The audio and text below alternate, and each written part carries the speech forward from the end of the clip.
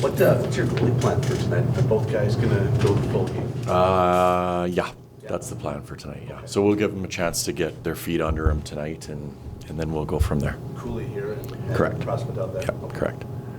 And I know you have a couple guys playing in this game who are coming off some fairly significant injuries last season. Do you sort of have an idea of what you want to see out of them today to sort of, I guess, clear the first benchmark, so to speak? I think that benchmark's been cleared already. For tonight, it's the same with everybody. They just... The structure, all that stuff, that'll come back to them, but it's how we play the game is what we want to see tonight, because that's something that's controllable by everybody. So someone like Justin or Connor, they're fine. They've been through all that the first 3 days and over the course of the summer, so I'm not worried about them at all. Ryan, you hinted a couple days ago at certain tweaks, whether it's on the penalty kill or other areas. Just what might look different on the ice tonight? Can you expand a little? Well, Trent spent a lot of time over the course of the summer trying to find ways to maybe be more efficient or effective with our penalty kill. So he's taken a little bit from different teams based on what we think our personnel is like, and he's trying to create something that I think is a little bit more aggressive, but at the same time allows us to maybe protect the inside a little bit more. So not a ton will change up the ice. It's more in zone is probably what you would notice. Do you start training camp by teaching everybody the special, like in the sense of there might be a guy who I wouldn't think of as an option to kill penalties, but is everybody getting that sort of onboarding at this time of year? Yeah, everybody does, and usually during the year, penalty kill is full team. Because there's a lot of checking details that we want them to have 5-on-5, like your stick position, what lanes you're trying to take away. A lot of those things are applicable to 5-on-5 as well. So we like guys to be in there. There's a couple guys that don't go in, but the majority of the team is all in for the penalty kill meetings. Power play on the other side of things, typically just the units that are going to be used that night. I guess for a case like this with your special teams, how valuable is it to have someone like Trent who he has that outside perspective because he wasn't with your group all year, but he was able to come in and sort of get his hands on the group and see what was working? Yeah, well, Trent's a coach. I mean, that's what I do love about him. When you look at his presentation, it was clean. It's precise. To me, there's no confusion as to what he's looking for. He's a coach. They're going to be perfect to start with? No, there's going to be a lot of challenges while guys figure out how to read different situations. But Trent's very good at breaking the game down, and I think he puts it in a way that's easily understandable for the players. What have been your early impressions of Nick Cicek? Really positive in a lot of different ways, like tons of good energy around the room, and you don't always see that with the player coming in. I think he's got good instincts as to how you should play the game, but also he's very much a student where he's asked questions, so he's on the page with how we want to play the game. So, for me not knowing much about him, I'm really bullish on him right now. I think he's done a really good job, so I'm excited to see what he's going to do here tonight. Ryan, we only have a one-game sample size. It was game 82 last season, but to me, Zayne Parekh looked pretty dynamic running your power play. Yeah. What can his unique skill set bring to your power play? Is it something that maybe you didn't already have?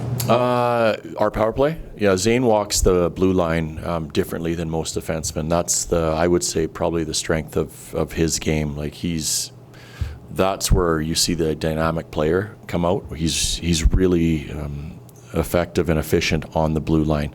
And I think the way he moves around, it's going to create some confusion for penalty kills, and he has the ability to find open guys when people double up on coverage. So he's quite a bit different from what we've had in the past, my time here. He's really talented up top on the blue line. So you've got him right now with Rasmus on the other side. Yeah. Could the way he moves open up some shooting lanes for a guy like Ras? For sure. And Raz knows that too. Raz is a smart guy, so he's going to be ready to shoot the puck is my gut feeling on it, because he knows he's going to touch it a lot, and Raz can really hit it when he gets an opportunity to. So we're going to ask him to be more of a shot first guy, but there is also going to be some motion around there that you'll see Raz in different spots in that unit. I'm not sure how you feel about the 8-game preseason, but it's the last go around of it for the most part. I just wonder, are there other things that opens up when you have more games, or are there opportunities maybe for younger players to get in there this year? I think that's what it is. You always try to give some younger players that deserve it a game or two along the way, knowing that they're going to be a big part of your future, and you want to reward them for what they've done over the summer and how they've played in camp. Like when it comes to next year with just 4 games, and it makes it harder to reward players that way, because you have to make sure that your team is ready to go in a shortened camp. So when we fast forward to that time, we're going to have to do a little bit of work in regards to how we're going to treat our training camp, because it's going to be quite a bit different. For Jake Bean, what did you think of his camp so far, and what do you want to see from him tonight? I think Jake's been excellent. Like, there's two guys in the back end that, we asked to be a little bit quicker, a little bit firmer in what they do. Jake and Miro are the two defensemen, and from day one, Jake's been a guy that I've noticed for sure. He thinks the game very well, and because he thinks it so well, he's able to arrive on time, and it's even quicker this year. So he had a full summer this year of being able to train properly as well. That includes like the strength stuff in the legs, his ability to do plyos and jumps and sprints. He didn't have that ability last summer because of an injury, so he's looking really good right now. So I'm excited about the way he's shown up, and I'm looking forward to see what he can do in the game as well. Ryan, I think a lot of people look at the Pospisil at center experiment at the start of last season and say, that didn't really work. So why do you want another look at that? Because we have, I think, as I mentioned, I think it was a couple days ago, we've got lots of depth up front. Everybody can kind of be moved around in different spots, and that includes Justin Kirkland, who is another guy, and Sam Morton is another guy that you would consider fighting for a center ice role on our team. And you just kind of want to see if you can create, whether it's an identity line, whether it's maybe with Poss being a little bit more comfortable this year, maybe there's a difference in that. I'm not sure yet. We'll see how it goes, because I really do like what he brings on the wing. There's a speed aspect to his game that I think he can drive defensemen back, and when he's in the middle of the ice, he's a little bit behind the play because he has to be almost like a third defenseman on the ice at times. So we'll see. I mean, I like the idea of having a hard line to play against, and that line most definitely would be, and then we'll just have to see how they go. I apologize if this was asked earlier, but what do you want to see from a guy like Gridden tonight? I just want him to play his game. I think he's got a great opportunity to play with two really good players. And even on the power play, you can see the skill set that he had this morning. So I don't want him to overthink anything. I want him to make sure that he's working the way we expect all of our players to work, but then just be himself. So if that means creating and making plays and comfortable trying things with Naz and Matt, then great. That's what we're looking for out of him. Yeah. How are you looking at splitting up the coaching staff between the two games tonight? We got lots of coaches. It's crazy. Well, I don't even off the top of my head. Like, Dave Lowry is going to be in charge of the group that's going up to Edmonton, and I'm going to stay here in Calgary. Yeah. Just to follow up on Eric's question, were there any standouts for you in the two next-gen games? Gridden was one for me. You're making me go back now.